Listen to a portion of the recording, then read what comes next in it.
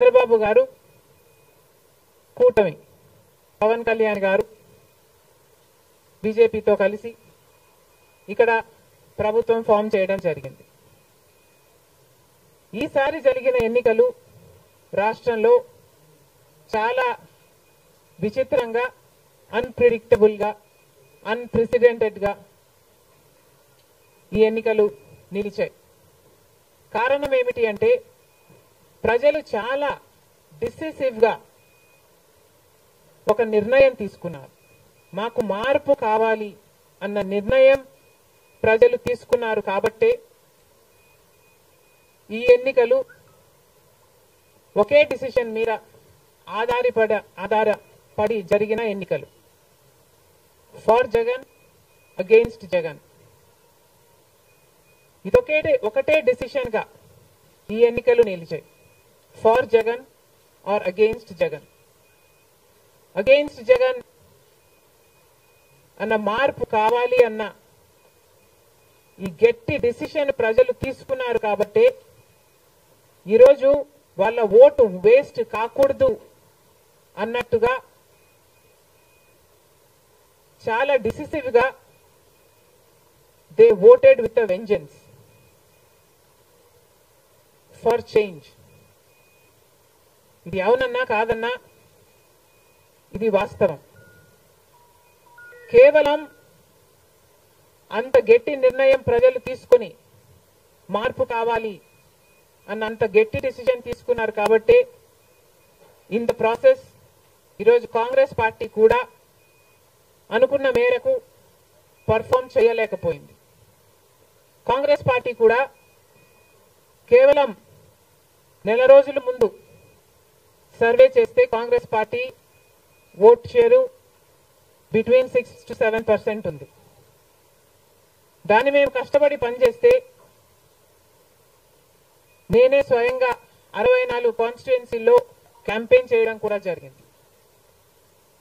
వీటన్నిటితో కనీసం 8% దాటుతుంది అని కాంగ్రెస్ పార్టీ ధీమాగా ఉంటే అది కూడా జరగలేదు. కారణం ఏమిటి అంటే ప్రజలు చాలా డిసిసివ్ గా వాళ్ళ ఓటు వేస్ట్ కాకూడదు, ప్రభుత్వం ఎలాగైనా మారాలి, మేము మార్చాలి అన్న డిసిషన్ తీసుకున్నారు కాబట్టి ప్రజలు కాంగ్రెస్ పార్టీకి కూడా ఓటు వేయడానికి ఆలోచన చేయడం జరిగింది. ఏది ఏమైనా కాంగ్రెస్ పార్టీ ప్రజల గుండెల్లో స్థానం సంపాదించుకోవడం మొదలుపెట్టింది.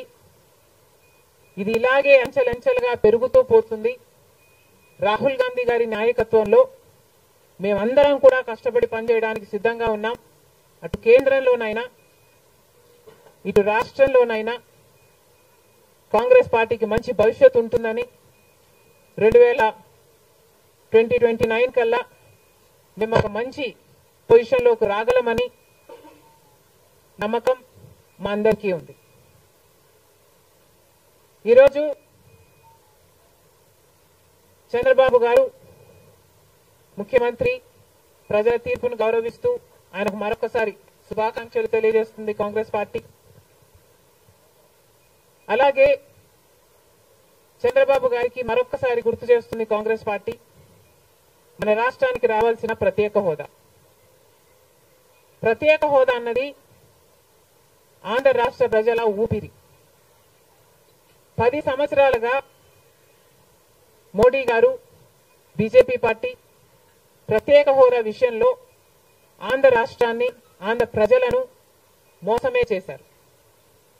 10 సంవత్సరాల క్రితము ఎలక్షన్లకు ముందు మోడీ గారు వచ్చినప్పుడు 10 సంవత్సరాలు ప్రత్యేక హోదా ఇస్తాము అని తిరుపతిలో మాట ఇవ్వడం జరిగింది మోడీ గారు. అప్పుడు చంద్రబాబు గారు చెప్పిన మాట 10 సంవత్సరాలు సరిపోదు, 15 సంవత్సరాలు కావాలి అన్నారు అదే సభలో. కానీ 10 సంవత్సరాలు గడిచిపోయినా కూడా ఈ రోజు వరకు కూడా బీజేపీ పార్టీ ఆ మాటను నిలబెట్టుకోలేదు. కానీ ఇప్పుడు చంద్రబాబు గారు మద్దతు ఇస్తున్నారు కాబట్టి బీజేపీ పార్టీ అధికారంలో నిలబడింది. ఈ విషయం మోడీ గారు గుర్తుపెట్టుకోవాలి.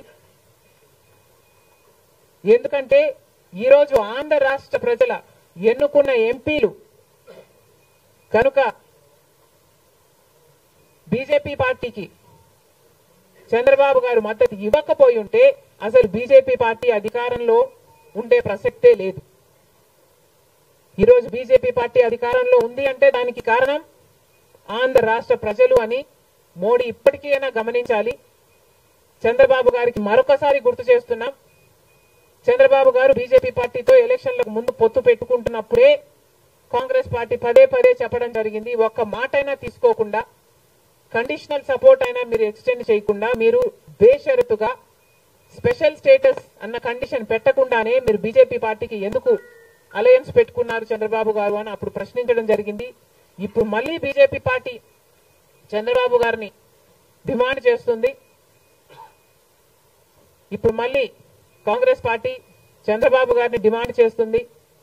బికాస్ మీరిచ్చిన ఎంపీల వల్ల ఆంధ్ర రాష్ట్ర ప్రజలు ఎన్నికైన ఎంపీలను మీరు బీజేపీ పార్టీకి ఇచ్చారు కాబట్టి, ఈరోజు బీజేపీ పార్టీ అధికారంలో ఉంది కాబట్టి చంద్రబాబు గారు ఈ విషయాన్ని గుర్తుపెట్టుకొని ఇప్పటికైనా మొండి పట్టైనా సరే స్పెషల్ స్టేటస్ అన్నది ఆంధ్ర రాష్ట్రానికి అవసరం కాబట్టి ఇప్పటికైనా స్పెషల్ స్టేటస్ మీద చంద్రబాబు గారు సీరియస్ గా వర్క్ చేసి ఇది సాధించుకు రావాలి అని కాంగ్రెస్ పార్టీ ఆంధ్ర రాష్ట్ర ప్రజల తరఫున డిమాండ్ చేయడం జరుగుతుంది. ఒక స్పెషల్ స్టేటసే కాదు, పోలవరం ప్రాజెక్టు కూడా ఉంది. పోలవరం ప్రాజెక్టుకు చంద్రబాబు గారు 2 రోజుల క్రితం వెళ్లడం జరిగింది. నిజానికి పోలవరం ప్రాజెక్టు రాజశేఖర రెడ్డి గారి ఆలోచన. 2004లోనే రాజశేఖర రెడ్డి గారు 10,000 కోట్లతో 20 లక్షల ఎకరాలకు నీళ్లు ఇవ్వాలి అని తలపెట్టిన ప్రాజెక్టు పోలవరం ప్రాజెక్టు. రాజశేఖర రెడ్డి గారి హయాంలోనే కుడి ఎడమ కాలువలు పూర్తి చేయడం జరిగింది. ఆ కాంగ్రెస్ హయాంలోనే 4,500 కోట్లు అంటే దాదాపుగా 40% పనులు పూర్తి చేయడం కూడా జరిగింది.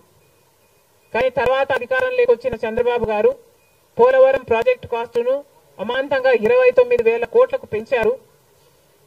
కానీ పనులు మాత్రం పూర్తయినట్టు ఎక్కడా కనిపించలేదు. 2018 కల్లా నేను పూర్తి చేస్తాను అని రాసి పెట్టుకోండి అని చంద్రబాబు గారు ఆ రోజు అసెంబ్లీ సాక్షిగా ఛాలెంజ్ కూడా చేశారు. కానీ పోలవరం ప్రాజెక్టు చంద్రబాబు గారి వాళ్ళ సాధ్యం కాలేదు, పూర్తి చేయలేదు.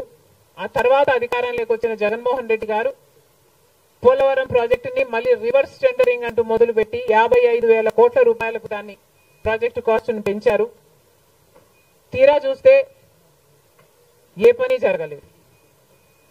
ఇప్పటికైనా చంద్రబాబు గారు చెప్తున్న మాట ఏమిటి అంటే 75% పనులు మా హయాంలోనే పూర్తయ్యాయి, 25% పనులు మిగులున్నాయి, నేను పూర్తి చేస్తాను అని చెప్పడం జరిగింది మొన్న చంద్రబాబు గారు.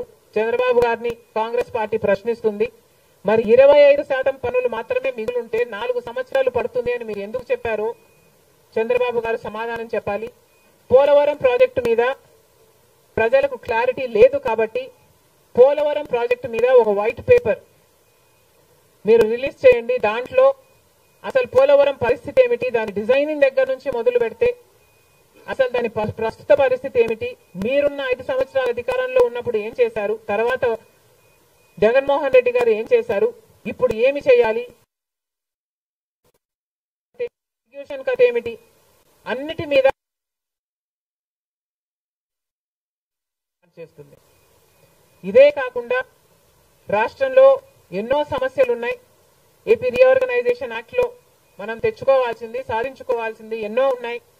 అవన్నీ కూడా క్యాపిటల్ సిటీ అయితేనేమి, పోర్ట్లు అయితేనేమి, కడపలో స్టీల్ ఫ్యాక్టరీ అయితేనేమి, వీటన్నిటి మీద చంద్రబాబు గారు పని చేయాల్సి ఉంటుంది.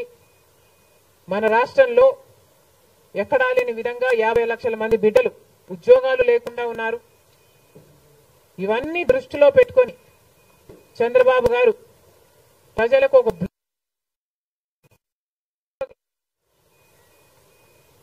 బాగుంటుందని కాంగ్రెస్ పార్టీ భావిస్తుంది.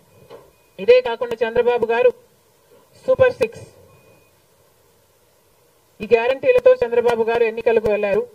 దీంట్లో యువతకు 20 లక్షల యువత వరకు ఉద్యోగ అవకాశాల కల్పన కల్పిస్తామని చెప్పారు. లేదా 3,000 రూపాయలు ప్రతి నెల ప్రతి నిరుద్యోగికి నిరుద్యోగ భృతి ఇస్తామన్నారు చంద్రబాబు గారు. అదే కాకుండా స్కూల్కు వెళ్లే పిల్లలకు ప్రతి విద్యార్థికి 15,000 రూపాయలు సంవత్సరానికి ఇస్తామని చెప్పారు. ప్రతి రైతుకి 20,000 రూపాయలు ఆర్థిక సహాయం ఇస్తామన్నారు. ప్రతి మహిళకు నెలకు 1,500 ఆర్థిక సహాయం, అంటే ప్రతి మహిళకి కూడా ఒక పెన్షన్ లాగా 1,500 ఇస్తామని చంద్రబాబు గారు మాటిచ్చారు.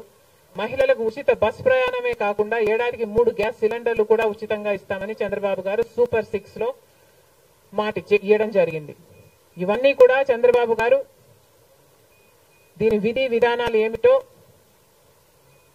మొదలు పెట్టే తేదీ ఏమిటో వీటి మీద కూడా చంద్రబాబు గారికి స్పష్టత ఇవ్వాల్సిన అవసరం ఉంది.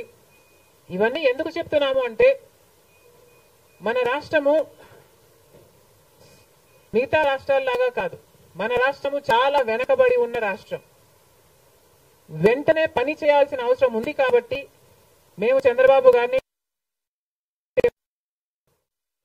మన రాష్ట్రము ఒక స్పెషల్ చైల్డ్ కి కావాల్సిన నీడ్స్ మన రాష్ట్రానికి ఉన్నాయి కాబట్టి, కనీసం మీరు ఇప్పుడే గెలిచారు, ఆ విషయం మాకు కూడా తెలుసు. కానీ హనీమూన్ పీరియడ్ కూడా మీరు తీసుకునే పరిస్థితి లేదు. వెంటనే పనిలోకి దిగాలి, ఇవన్నీ చెయ్యాలి, మొదలు పెట్టాలి అని కాంగ్రెస్ పార్టీ చంద్రబాబు గారికి సూచిస్తుంది. అంతేకాదు కాంగ్రెస్ పార్టీ తరఫున మేమందరం కూడా ప్రజల పక్షాన నిలబడుతూనే ఉంటాం. ప్రత్యేక హోదా గురించి అయితేనేమి, ఆంధ్ర రాష్ట్ర బిడ్డల భవిష్యత్తు గురించి అయితేనేమి కొట్లాడు వైఫల్యాలను ఎత్తి చూపుతూనే ఉంటాం. ఒక కన్స్ట్రక్టివ్ అపోజిషన్ గా కాంగ్రెస్ పార్టీ నిలుస్తుందని ఆంధ్ర రాష్ట్ర ప్రజలకు మరొకసారి ఏపీపీసీసీ మాటిస్తుంది. Thank you.